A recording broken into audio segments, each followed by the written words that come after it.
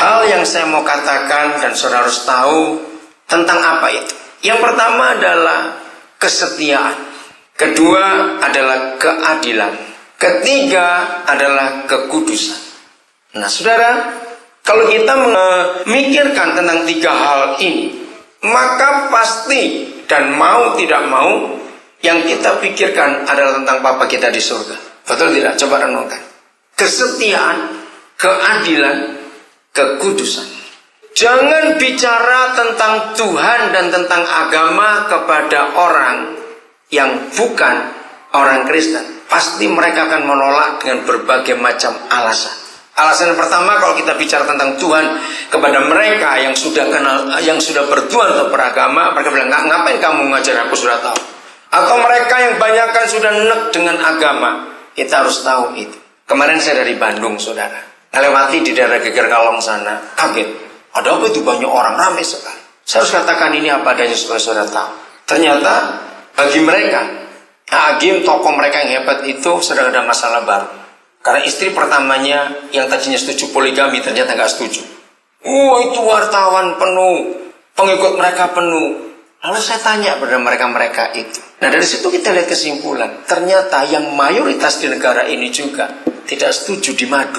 Katakan amin. Dan ini fakta. Nah bicara kesetiaan. Ya dengarkan, bicara kesetiaan.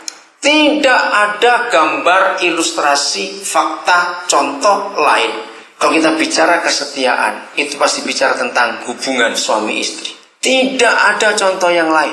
Kesetiaan itu cuma satu. Semua manusia di dunia, dia orang bodoh, orang miskin sekalipun, sangat tidak suka dikhianati. Ada yang mau ngaku, saya suka dikhianati. Pasti kok bukan orang. Gitu aja kalau ada yang suka dikhianati.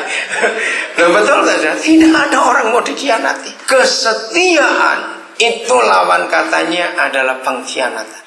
Maka itu bicara kesetiaan, bicara pengkhianatan, itu pasti bicara suami istri. Mengapa Bapa kita di surga, Tuhan kita menyatakan diri, aku yang setia dan yang benar.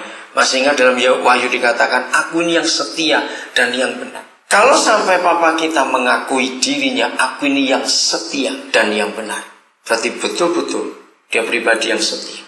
Bicara adil, itu dia. Di semua negara yang pemerintahnya tidak adil, pasti rakyatnya akan resah. Terus bergolak. Hari-hari ini negara kita sedang kacau betul. Gara-gara penangkapan 2 pimpinan KPK yang sudah dipensiunkan itu. Ini ngeri sekali. Nah, saya berkata kepada banyak orang, inilah dagelannya negara kita. Saudara, karena saya ini sering pelayanan ke penjara. Semua saudara kita dalam penjara itu selalu mengakui bahwa Indonesia ini bukan Pancasila, tapi Heksasila. Saya pertama nggak ngerti, kenapa kamu ubah jadi 6? Cuma 5 kok jadi 6? Heksa kan 6. Nah mereka selalu mengatakan sila yang pertama dari 6 sila itu adalah keuangan yang maha kuasa. Nah itulah Indonesia, saudara. Keuangan yang maha kuasa, itu kata mereka, dan saya setuju. Di Indonesia ini nggak ada keadilan. Karena uang yang memerintah negara ini. Yang hitam jadi putih, putih jadi hitam. Abu-abu bisa jadi merah di negara ini, asal ada uang. Nah ketika pemegang otoritas tidak adil, maka yang dipimpinnya akan resah. Maka itu kita lihat negara-negara yang pemerintahnya cukup adil, hampir nggak ada gejolak, nggak ada demo dari rakyatnya di negara itu. Lihat Singapura contohnya, negara yang hampir nggak ada demo. Lihat Swiss, nggak ada demo. Kanada, negara yang tenang, karena adil. Kalau tadi Evan and Friends nyanyi pujian tentang ayat. Kalau sudah baca 1 Tesalonika 2 ayat yang ke-10, salah satu dari 6 fungsi ayat, ya 1 Tesalonika 2 ayat yang ke-10, salah satu dari 6 fungsi ayat adalah adil. Sejak kecil semua anak itu akan terluka hatinya kalau papanya tidak adil. Bagi yang belum pernah tahu, saudara silakan catat saja. 1 Tesalonika 2 9 itu tentang mama, 10-12 itu tentang papa. Bagi yang belum tahu, nanti saudara bisa lihat. Nah dari ayat itu, lagi sekali 1 Tesalonika 2 7-9 tentang ibu, 10-12 tentang ayah.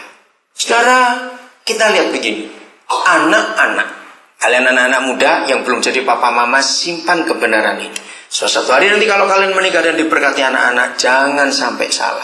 Saya itu belajar selalu ada kasus dulu, baru ketemu firmannya.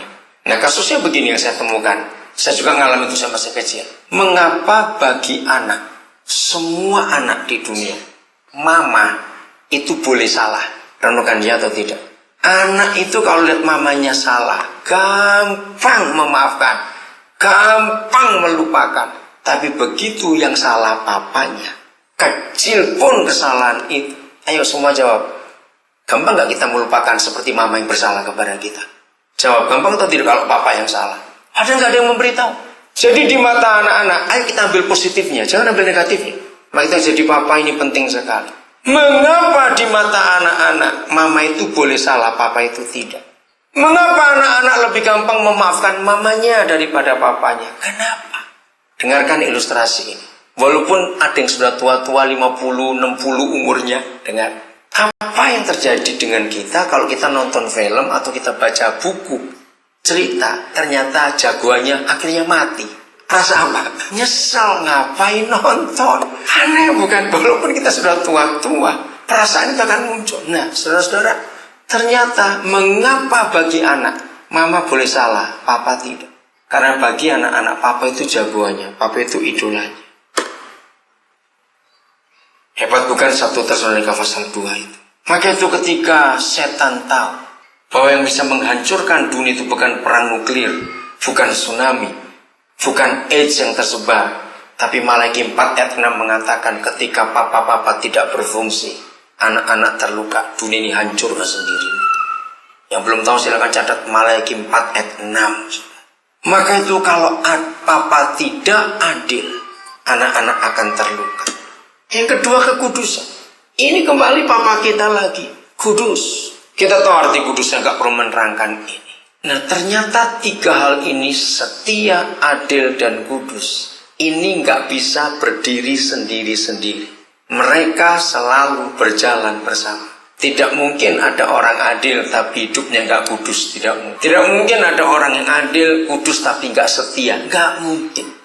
Gak mungkin ada orang setia tapi dia gak adil. Coba bolak-balik gak akan putus 3 ini. Dan itu kita bisa temukan dalam diri Bapa kita di surga. Begitu banyak ayat-ayat dalam firman Tuhan mengatakan itu. Setia, adil, kudus, kudus, setia, adil. Nah dunia memerlukan ini. Dunia mencari bukti ini. Katakan amin, saudara. Dia mencari ini. Pemimpin-pemimpin, saudara di perusahaan, saudara manajer, saudara direktur, saudara kepala bidang, lakukan ini.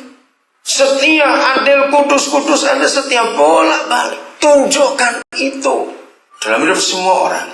2 hari yang lalu, saudara, Kamis Jumat, kami jalan berlima ke Bandung. Nah salah satu dari kami berlima, dia lupa beritahu Mukti, ketemu Mukti waktu itu datang. Anak ini waktu tahun 2000, saya lupa 2000 berapa, 2004. Ketika saya bersama istri, bersama satu tim dari GBI Ciputat, kami melayani Nusa Kambangan. Saudara, saya ketemu, istri saya dulu yang menemukan. Kami sampai di satu LP Kembang Kuning, colek saya, dan kamu lihat, ada anak ini kelihatan wajahnya itu wajah nggak berdosa, masih muda sekali. Waktu dia masuk tahun 2000 berapa itu umur 17 tahun, saudara. Nggak main-main, 20 tahun. Sebab dia yang bawa mobil ada kasus pembunuhan. Jadi walaupun dia nggak membunuh, tapi dia yang bawa mayatnya itu bersama si pembunuh, maka dia kena. Nah waktu kami ketemu, istri saya yang tergerak duluan. Coba kita dekati dia. Akhirnya sejak itu kami kontak terus. Hampir tiap hari kami kontak. Saya memberikan pulsa dia untuk kontak. Nah berapa bulan yang lalu, karena kelakuannya baik di dalam, maka biasa pemerintah akan memberikan namanya pembebasan bersyarat. Dan itu mesti ditebus. Akhirnya saya tebus dia hampir 5 juta, saudara. Dan dia keluar, sekarang kena wajib lapor seminggu sekali. Maka itu dia gak bisa lama-lama keluar dari daerah Banyumas dan dari sana. Anak dari penjara Nusa Kambangan. Dia begitu sayang pada kami, dia panggil kami papa mama. Kenapa saya ceritakan ini? Kami ajari dia untuk hidup itu sungguh-sungguh dengan cara yang benar. Oke, yang salah sudah salah. Kemarin waktu di Bandung saya kenalkan, ada beberapa orang yang kaget juga, Nusa Kambangan. Saya bilang, jangan kamu memandang orang dari latar belakangnya. Saya berkata, kalau toh kita nggak pernah ke Nusa Kambangan, tapi Kalau kita pernah berdosa belum ketangkap, maka yang di Nusa Kambangan lebih cepat masuk surga daripada kita masih bebas.